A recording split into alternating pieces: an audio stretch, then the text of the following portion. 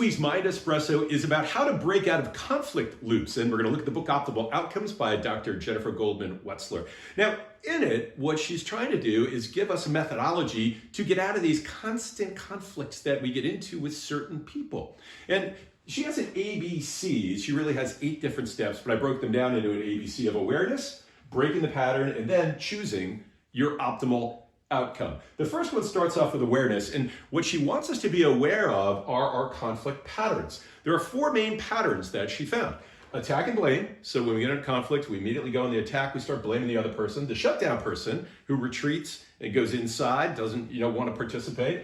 The self-blame and shame person who puts it all on themselves. And then the relentless collaborator, the person who wants to constantly work through it, and we can just join together, we can work through the problem. And she says the problem is the way these interact with each other, right? When you find an attack and blame person with a shutdown person, for example, if this person's not playing the attack and blame game, not engaging, this makes this person angrier, right? And now they want to start breaking through, and you end up in this dance, right? How do you get out of the dance? So let's get to the B. The B is what I'm going to call break, right? Making a break from the pattern. And she says there are 3 steps. Number 1, map it. Number 2, take a constructive action to get some emotional distance. And 3, identify your real and ideal values, and real values being shadow values, and then your ideal values being the values you wish you had. And so let me walk through each of these. Mapping it.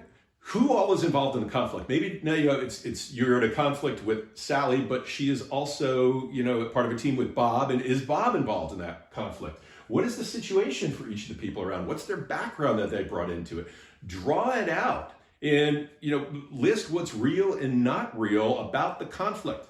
Then take a constructive action. This is about breaking the pattern and getting out of the emotional block or lock that we can all get into. So what is one constructive action that can remove you emotionally and take one positive step toward a more constructive way of thinking about conflict? And next, understand your shadow values and ideal values. Ideal values are the ones we want to tell everyone. Shadow values are the ones that we operate from, right? If you look at your past decisions, you'll see your shadow values in there. But we don't really want to tell everyone. And it's something I explored in the podcast with her. She actually put me on the couch to a certain extent. And I said, well, I don't like to think of myself. I think that's really selfish. She said, are you being selfish? Or is that really a shadow value of wanting to be recognized? It's like, oh, well, and that's okay. She's like, look, embrace it. It's part of you. Now, understanding that, we can start saying, all right, how do we want to choose a different path forward? And she advocates that we choose the optimal path. Don't settle for just getting out of the conflict. What is the optimal way forward, right? What is your ideal future state? This sets the mind in a different frame. It transcends the problem and puts us on a path to figuring out a higher level way that can be constructive and good for both people rather than focusing on the conflict. Then, what is a new path? What is a new way to get to that path? What are a couple of the action steps that we can take to start to get to that new path? Then she advises test that path and make sure it's working. And then if it is working, choose the optimal outcome, right? Ideal future state, optimal outcome. And that will help us take a problem, transcend the problem, and look at a solution that is good for all. So let me just recount this again. We get stuck in these conflict loops.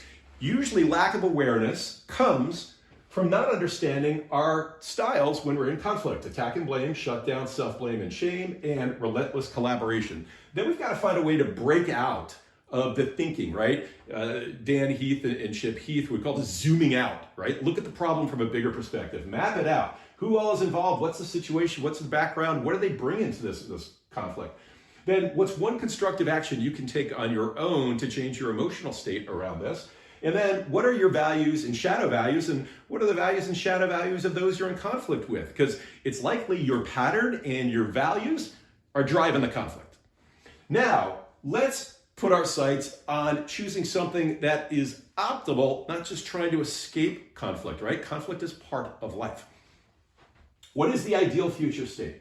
Then what are some steps we can take to try to get to that ideal future state? Can we test those? And ultimately, what are we going to choose as the outcome that we are going to focus on with the partner that we were previously stuck in a conflict loop with? And that is Optimal Outcomes and Breaking the Conflict Loop from Jennifer Goldman-Wetzler. And that's this week's MindEspresso.